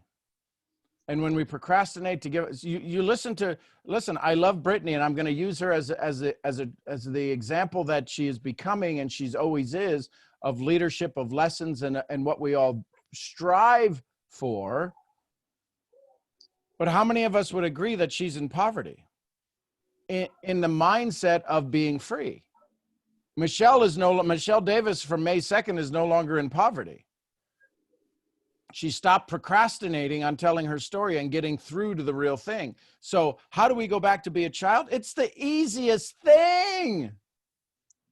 Start enjoying life. Start having fun. Be childlike. Be goofy. Woo-hoo-hoo, right? Wear your hat crazy. It's when we give up the addiction to approval of others. You know, there's times that we say, well, they can just kiss my tuchus. And that's when we get pushed to a point of no return. Well, they can just kiss my you know what. And when we say that, what we're saying is we really don't care, but we really do care, but it's got to be so offensive. Why can't it be fun that I don't care? You know, listen, they could hug me for all I don't want them to be around me. I just want to hug them. Why do they have to kiss some postured derriere? Even in our ability to say we don't care, we have to be offensive. That's where we get lost. It's a pattern. It was taught to us by others. 99.9% of what we believe is not our own. The clothes you wear, the hat you wear, the car you drive. No, none of us made that. That is somebody else's opinion. We literally bought to make it our own. I don't own this charger, but it's mine. I don't own this mouse, but I say it's mine. I don't own that. This is not me, but it's mine. This arm is mine. But even my heart, I don't say I beat my heart. I say my heart beats. Well, I want to be childlike. You were a child. Why do you have to be? Why did you ever leave? Who told you to leave? Who told you it was okay to leave? Well, I had to make sure that I wasn't like goofy around everybody else. Be goofy. Everybody thinks you're nuts anyways. Why not prove it? True. These glasses are not mine. The prescription was given to me. The prescription is mine. My eyes are mine, but these glasses are not me. Why is adulthood you? Listen, I only have to grow old. I don't have to grow up. And I'd choose to not even grow old. Decide what's Epictetus. Go back to Epictetus. All of this stuff, the Bible, I'm sure there's 1,001 verses. Go back to what the manual says. Decide what's within your control and what's outside of your control. And if you decide what's outside of your control, you'll never have another bad day again. Because listen, Britnee shows up, wild hair on fire. Doesn't bother me a bit. I know, Sean, we go around this, around and around and around. I love it. I love being on a merry-go-round. Sometimes we get on a roller coaster.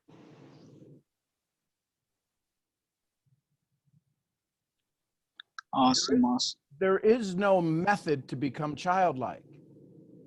There's method and lessons to learn, to step out of your adulthood, to step out of this pattern. Listen, Santos, when you were 5, you have a fairly decent childhood. When you were 5 years old, was everything kind of safe in your family for you? Yeah, I mean, I was raised by a single widow mom. It's 6 of us, so. Okay, but at 5 years old, would you say there were some moments where you had joy and fun? Oh, yeah. And the so ballpark. 5 years old, how old are you now? 25. So 25 versus 5 years old. 5 years old, do you think you lived life a little bit more joyous and fun-filled every day, all day long, versus 25-year-old? I mean, I think at the age 5, no worries or nothing. So probably at the age 5, I lived it better.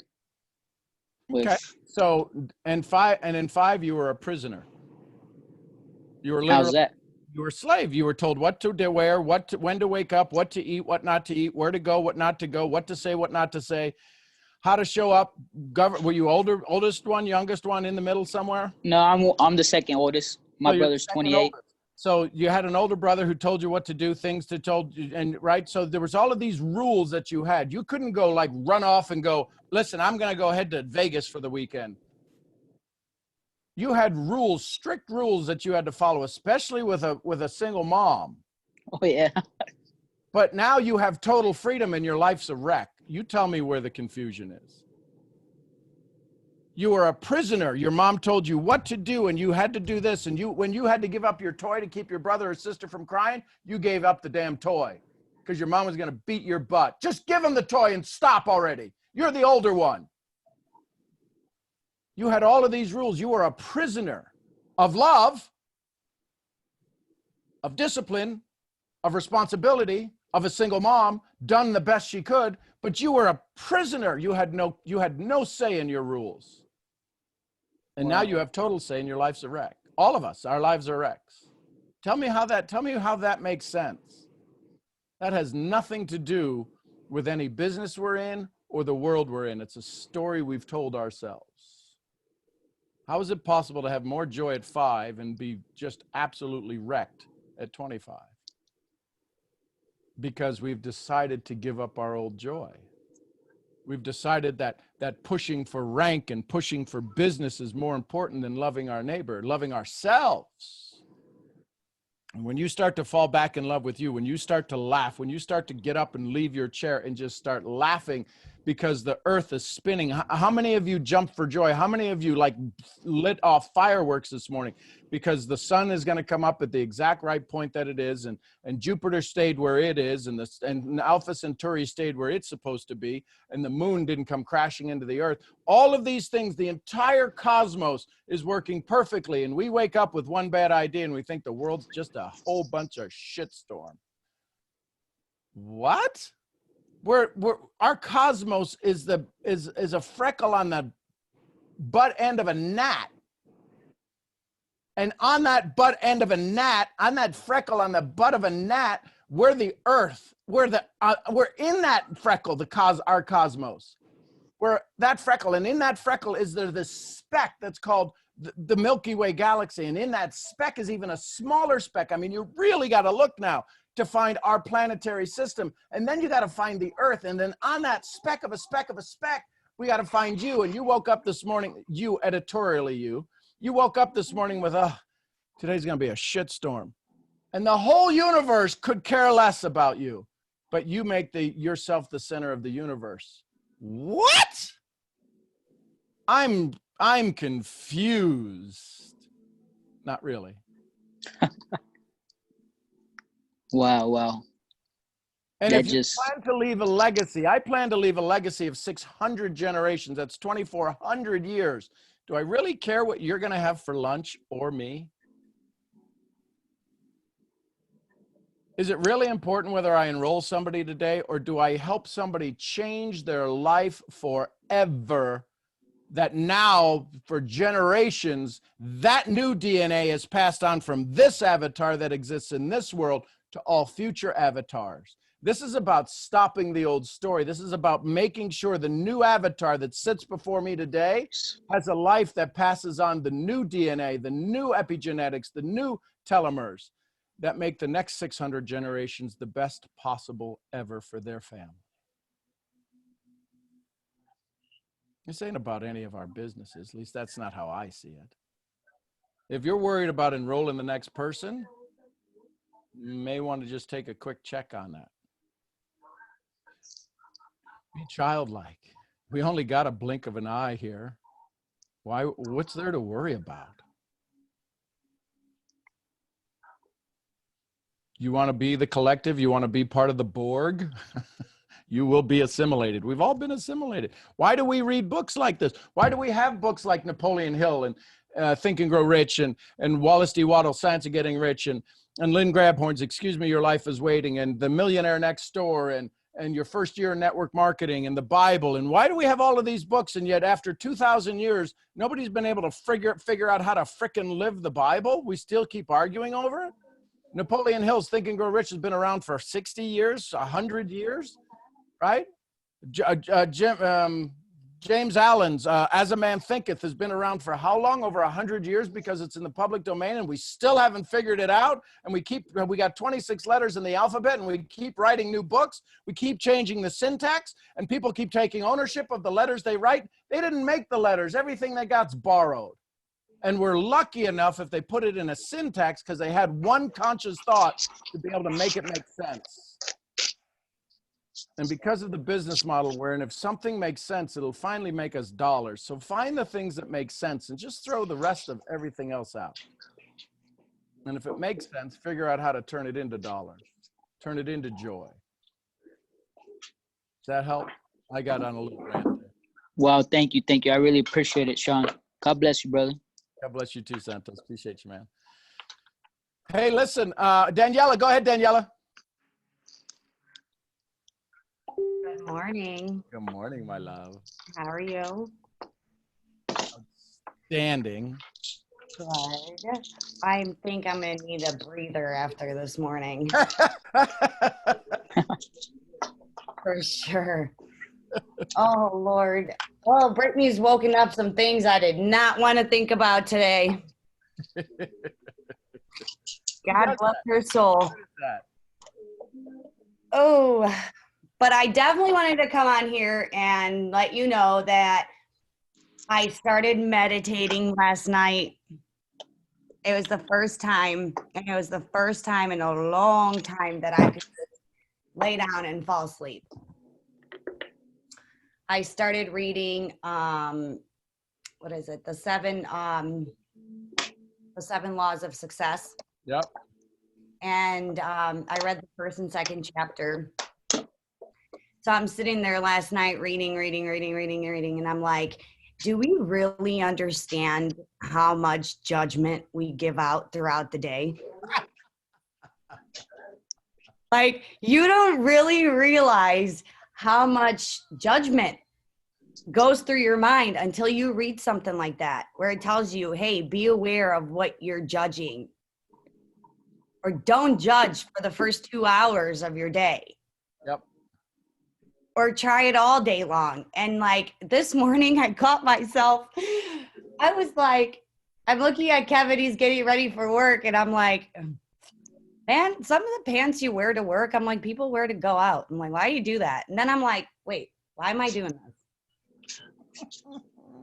Like, I just half judged him for doing that. So I had to like bring myself back to remembering what I read last night. And I'm sitting there and I'm like, it's crazy how unaware we are of the things that we do throughout the day.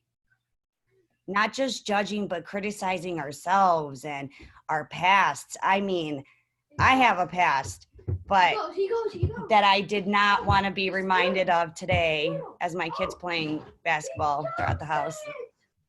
I did not want to be reminded, but when Britnee started talking and like the disappointments and why you're holding back so much of being loved and giving that love out there. And it's like, it's scary. Mm-hmm. I have to admit, it's super scary. But a lot of things that I've been through in life, like, I'm just going to tell you guys, I was married twice. You were? Yeah. I thought you were married once. When your kid finds out some history about you. But that didn't stop me from. And welcome to what were some of the shows that they used to have on? The Maury Povich show? No, who's the other guy? Anyways, go ahead. Sorry. Dude, you're awesome. Love you. Hey, shoot a hoop for me. Shoot a 3-pointer for me. Shoot a 3-pointer. He's like, okay. Oh, God. Jerry Springer, yep. Yep. So it's like, but that didn't stop me from giving love another chance. That didn't stop me from, just because the first, second, whatever, fifth person. Oh, so you ready for a little awakening? Yeah. The first two were never love. It's not you gave love another chance. You never gave love a chance. True. Yeah, so now you've given love a chance. So now this is your first. Ah! Ouch. Ouchies. The other were excuses to avoid love. Yeah. So now you got the scars. Paulo Coelho in his book Manuscript Found in a Cross says the scars you carry are stronger than the sword that made them.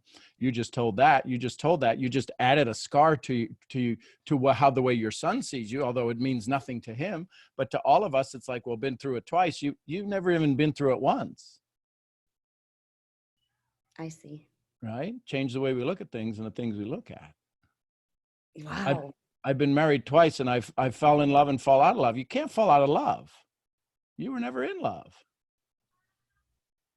That's crazy. So there's no reason to beat yourself up. Yes, we have the society, oh, she's twice taken and blah, blah, blah. This isn't the 1800s. I'm not saying that let's just, 50% of marriages end in divorce. Let's try this. Let's see if we wing this thing. If we ever become present enough to become present enough, there's absolutely no law that can bind you or unbind you. There is no document or justice of peace that can ever marry you in a way that love shows up. It's always there. Let me tell you this, and your son's name is? Mateo. Mateo. Your mom could you ever unlove him? No. You could be mad as a hornet. But where was the joyous? You, all of a sudden he popped up. You fell in love with him and you didn't even know who he was. Right. That's love.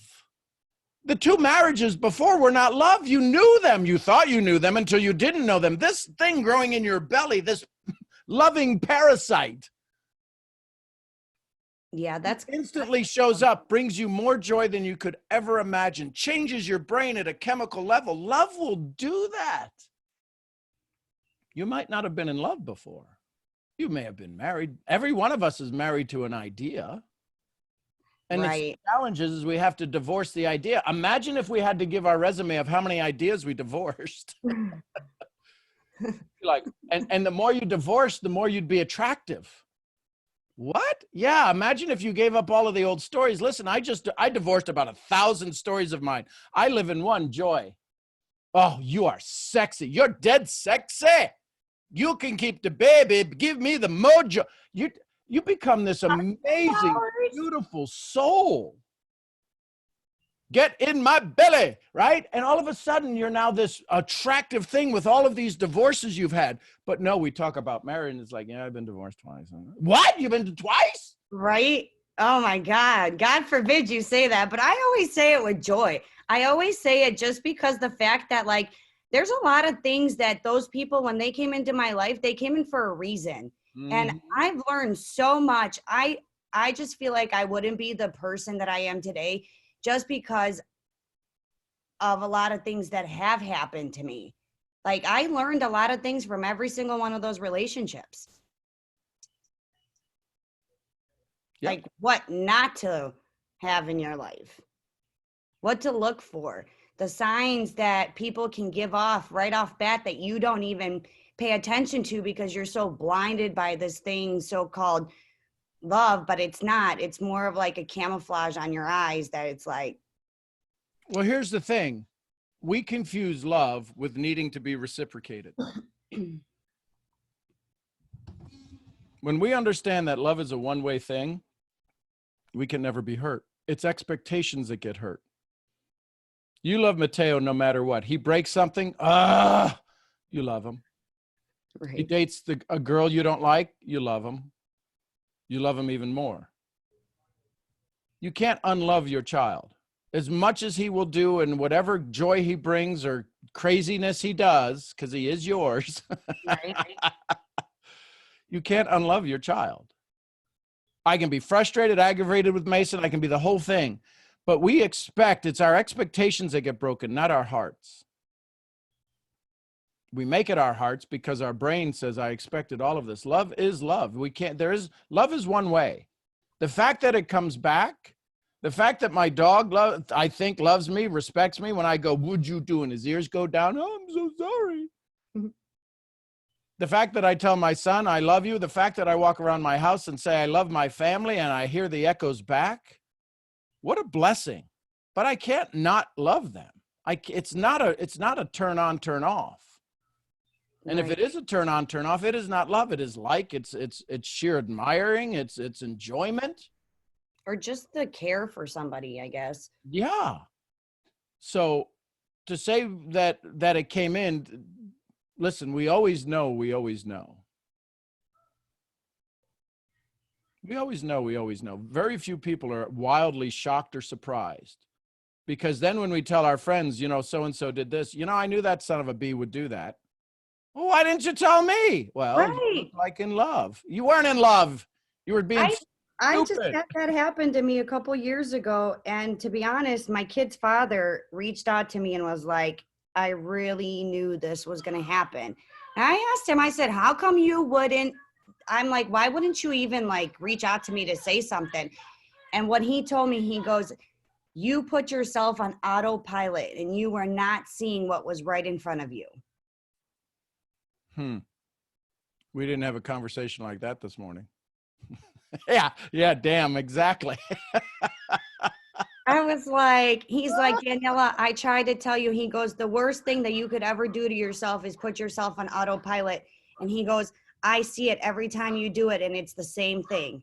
He's like, you can never put yourself on autopilot because you are like, almost like a horse, you know, when you're just looking straight and you don't see anything else that's around you. And even if you need to take a turn, the old pattern is you're either leaving the barn or going back to the barn. Right. And no matter what path you try to take on the way back to the barn, it ain't going to happen unless you've got control over that horse. Right. Cool. Awesome. Thank you for being here. Thank you for sharing Mateo with us again. You're welcome. He shares himself.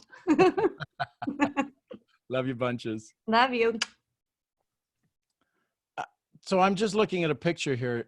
Maybe it's pronounced Shireen. I'm probably saying it incorrectly. But I'm seeing in your picture a tremendous amount of courage. And I just want to thank you for that. Thank you for showing up in the world with that smile and the look in your eyes. It's just, I was drawn to it. So I just wanted to say thank you for being you. And if I said your name wrong, Nandal, if I said your first name wrong, I apologize. Ann Poe in the house. Good morning, Ann. Good morning, Sean. How are you? Wow, this has been a really full-on call. But I wanted to ask a question because this is something that I've been dealing with for quite a while. And when I mean quite a while, I mean 2-3 days. And it's a lot to do with how much I expect of myself. Mm-hmm. So I normally have a timetable which I feel like I need to follow. I have to-do lists and I have like things that I tick off and etc. But recently I found that it just doesn't make me happy. So I was like, screw it, I'm not going to follow a timetable. I'm just going to do what makes me happy. But then sometimes I feel like, well, am I doing enough? Or am I doing as much as I can or as much as I could or as much as I want? And then I go from like wanting to be happy and doing what I want to do to accomplishing a lot of things. And then, you know, with the business and everything, there's a lot of group chats and, you know, the speech patterns in there are quite, I mean, they say it's positive, but it's cloaked as positive when it's quite negative. So then I kind of judge myself again. And so I'm in between, like, I just don't know, you know, should I go back to making a timetable and doing that even though it doesn't make me happy, but I accomplish a lot more? Or should I be free and happy and do what I want to do, but I don't know if I'm accomplishing the level? I don't even know what I'm saying. So what is your criteria in life? First of all, you are a human being. Mm-hmm. What is your responsibility as a human being? To be happy and to make others happy. Well, to start with yourself. And is part of your happiness in Wallace D. Waddell's book, the fulfillment of all of your capability and capacity? Is that one of your highest things, is to fulfill every talent you have, to use every talent and gift you have available to you? Yeah. Okay, so if in order to do that in this world, it might require some what? Money. Yeah, so your first desire should be to be rich. Okay. Rich in joy, rich in happiness, rich in finances, to be able to go do more, be more, have more, to be able to give more, to be able to take your parents on an anniversary trip to the tops of the Himalayas every year, every month if you choose. Mm-hmm. So it's your desire to be, it should be your desire to be rich, to be able to use all of the skills and talents and ideas and fulfill every dream that you ever have in this lifetime, not the next, because you may come back as an earthworm. And then your desire is to be the best earthworm you can. But right now, this is who you are. So does it require you to be able, do you have to schedule things to live at your highest potential? No. No, so you need to become aware though, don't you? Aware of what, sorry? Aware of are you living your highest potential? In this moment, can you be more joyful? In this moment, can you be more joyful in this moment? I mean, I think I'm in joy. I I know, know but could you be more? probably. Yes, absolutely. Because if you were in total joy, would you even be on this call? I say that lovingly. I'm glad that you're here. I enjoy that you're here, but my goal is to make myself disappear, make you disappear. Because if you were in total joy, this ain't total joy. This is nice. It's fun, but it ain't joy, baby. So my goal is to get you off of here. I know it sounds crazy for somebody who's doing mentoring. I want you to leave me, go, be joyful, fly away, little birdie. So it's about getting into joy. You don't need a list to be in joy, but if a list helps you get into joy, then start right now. Work at your highest capacity. 80-20 rule. 20% of what you do produces 80% of your income. Stop doing the other 80%, and then what will happen is the 20% will become 20-80, and you'll find out there's really only like 2% that you were doing that's really creating your income. And you'll get rid of the other 80%, and then that 2% will become 80-20. And all of a sudden, you'll start vibrating at 400, 500, 600, 700 on the vibration scale, and everything you touch turns to gold. And now joy follows you and flows through you everywhere, because when somebody says, I need $1 million for this charity, you write a check with happiness and joy. And when your great-great-grandchildren build a statue to you, they actually use your money, not theirs.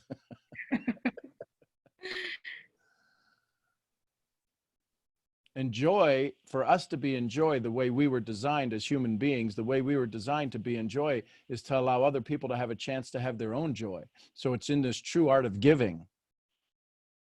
Gupta, I think is how her name is said, but she started a month ago. Now it's 35 days ago, started making one meal for the homeless outside their home, and her kids are creating the meal. And she said, I want to feed the homeless. I said, great, start today. She's like, what? I said, yes, start today. Could you start today and feed one person? She said, well, I guess we could. And her children have caught on, and every day the children are cooking these gourmet meals and making these paninis and sandwiches and wrapping them up and handing them to people. Are you hungry? And they hand them a sandwich and away they go. And the children are having such joy. And in the last 36 days, they've fed 36 people, when the whole idea of I want to feed the world didn't start with one. We all want to save the world. Start with one. And watch the world unfold. She does that for 300 days. Guess what? 300 people have eaten. Could be the same person. 300 meals have been delivered. That would have only been a thought. The children would not have ever had the chance to understand at such a young age what it is to give of themselves, to give food, to give joy, to give nourishment. They don't need a list for that today. They miss a day. So are you saying that whatever I think I should just put into action without lists, so that it gives me more joy than having to... Your list gave you organization. Your lists have got you here. Is this where you want to be? No, I want to go further. Okay, so then maybe try something different. Maybe try bullet points, not lists. Ask yourself every hour, am I in joy? Did I operate at my highest potential today? Did I, in the last hour, did I have as much joy as I could? If not, in the next hour, I get to change that. I get to run around in my underwear in my house, laughing and screaming and just getting my vibration at such a higher level, because if the law of attraction works, and it does, what are you attracting? Congratulations, where you're at, it's your fault. It's your choice. And did you have the choice? Do you have a choice to be in more joy right now? And what would more joy look like? Could you start laughing right now? Your laugh is infectious.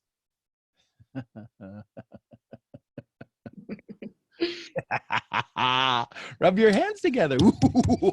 Insert evil laugh here. I will bring joy to the world.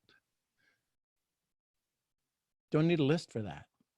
Lists will guide us. Lists will get that logical brain of yours, that brilliant brain of yours, to give you a list. Am I in joy?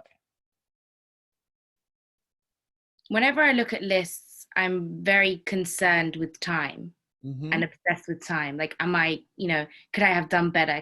And it stops me from being in joy, I guess. So can you create one more second in the world? today? Can you create 1 more second today? No. Can you take away 1 second? No. So then I would encourage you to be in energy management, not time management. Ooh. Wow. In this moment, in these moments, like I have to end this call like in 9 minutes. That kind of takes me a little out of joy, but I know it's coming up. I'm in joy. I can't be tied. I can be responsible to you all, but not for you all. There's 1, 2, 3, 4, 5, 6, maybe 7 more hands raised. I'm not going to get to those. I love it. I love that there's people raising their hand. There's people who want to talk to me, a farm boy from Ohio, but I can't be in time management. Time management, there's certain criteria. I need to be in joy management during that time. Okay. You can't be in time management. There's not a such thing. Stop. Tell the sun, show up a minute later. Show up a second later. You want to manage time, but I'm in joy management. I did my last Zoom last night, I think at 9 o'clock. From 6:30 in the morning to 9 o'clock. I have lost more weight in the last 20 days. I just can't, I'm not hungry. Mason will maybe come down and throw me a cheese and pepperoni bar or something, a little something snack. Wait, what's 6:30 to 9? Me, my calls that I do, my Zooms that I do. I'm in Zooms all day long. People calling me, worldwide coaches going, how do I do a Zoom to do this? So I never leave this chair. I've been in this chair since, other than personal breaks. I think this is the same shirt I had on yesterday. I think. I don't know. I'm not sure. I'm not sure. Today's Tuesday. I got to look at the chart to see what day it is. Oh, wow. But at 9:30, that's when I take time for family. We'll either have dinner or I'll break earlier, but I take time for the family. But then I come back here and I turn on my Zoom and people jump in my room. And sometimes it's just on and people will jump in my room and go, I need some help. I need some help. Great. What can I help you with? Well, I've got this business. And sometimes it's the craziest things. Horse farms, pig farms, chicken farms, because I've said I'm a farm boy. Okay. It's been a while, but it's all business. Wow. It's just I'm in the greatest joy. I don't need to eat when I have people like Ann Poe who show up and go, I've got a question.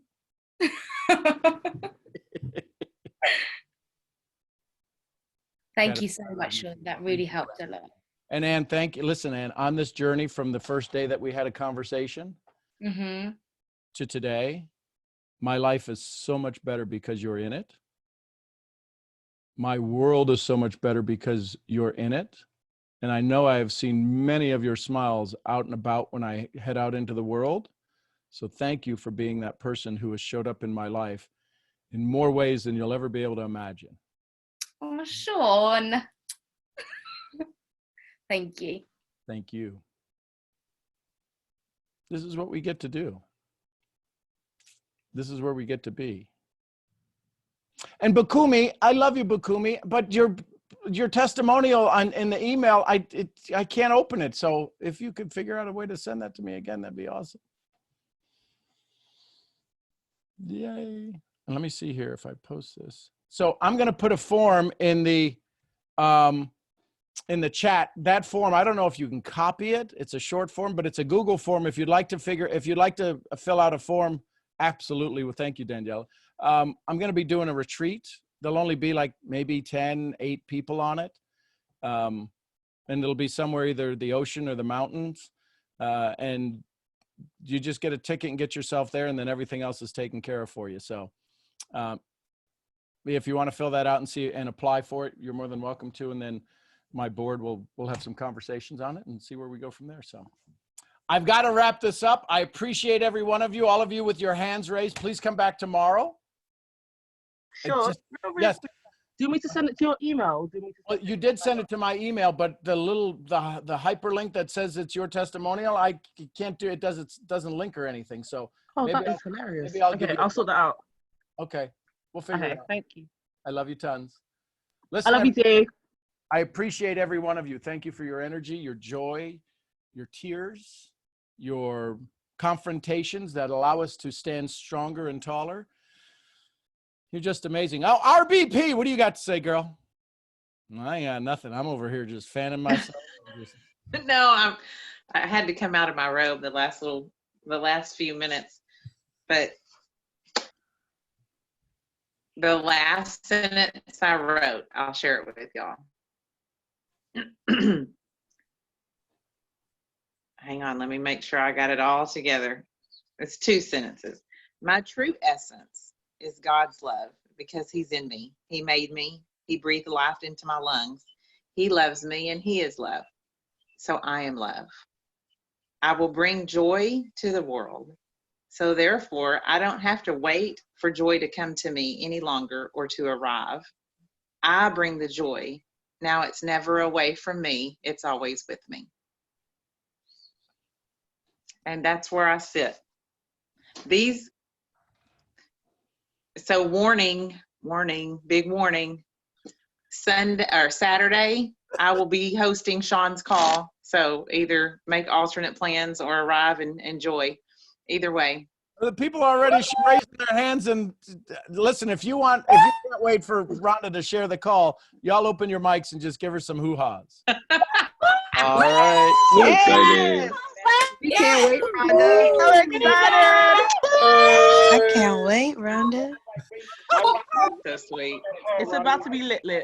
Oh, I don't even get lit. I just get lit. Rhonda gets lit. Well, y'all are, enough credit. I know. You're right. Thank you. You bring more than enough value. Trust me. Thank you, beautiful woman. You're amazing. I love you. I love you guys so much.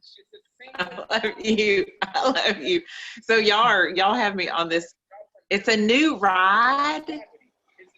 So I've had a stretch and parting my eyes open, and now this is a new ride for me. So it's quite interesting, and I'm over here writing down new things. So Saturday might be a behind the scenes, rip back the curtain, and what's really happening inside of Rhonda's brain as she sits here and listens to y'all. So you might need to bring, I don't know what you have to bring to that call, but I'm sitting over here and it's all wrapping up. Get you some popcorn and Kleenex. Do what? Get you some popcorn. Yeah, popcorns, Kleenexes. Yeah. I'm sitting over here in all these emotions.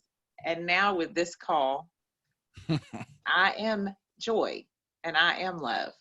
I don't have to wait for it to arrive. I don't have to lose it. I don't have to find it.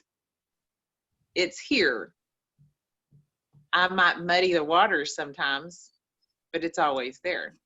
So just a warning, Saturday, what I've heard this morning while I was putting my face on, I guess, because I'm still in my PJs, I heard it might be a big reveal Saturday because it's time for you to get past where you're sitting and into the next bit of you.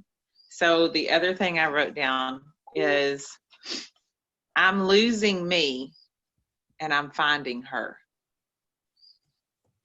Ooh, somebody get a t-shirt. And I'm not gonna lie, everything inside of me just went, bruh. Yeah, I could hear it. Listen, I get Rhonda. It's like I just went down the hill of a roller coaster. And so there you go. For her to say that, yeah. I just want to go throw up right now.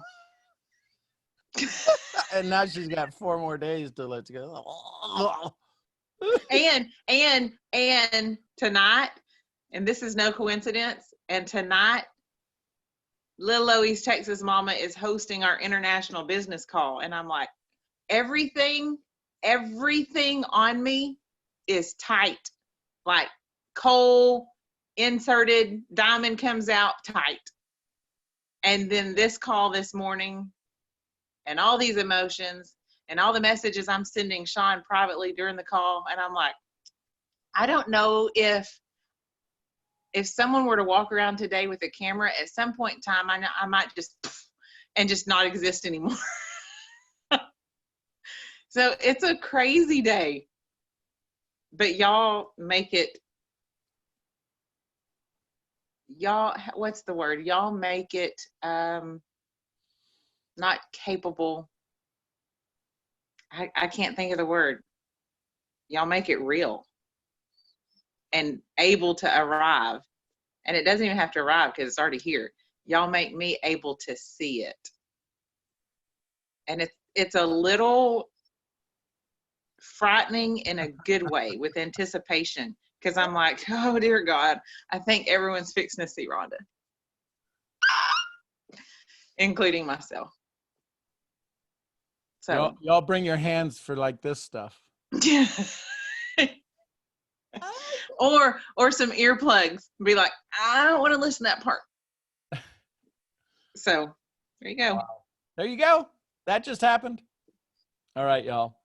I'm Sean Murphy, founder of Mental Profits, along with my family of misfits. I love y'all. I'll see y'all where? Next event. At the next event. Woo! Love y'all. You guys. Bye.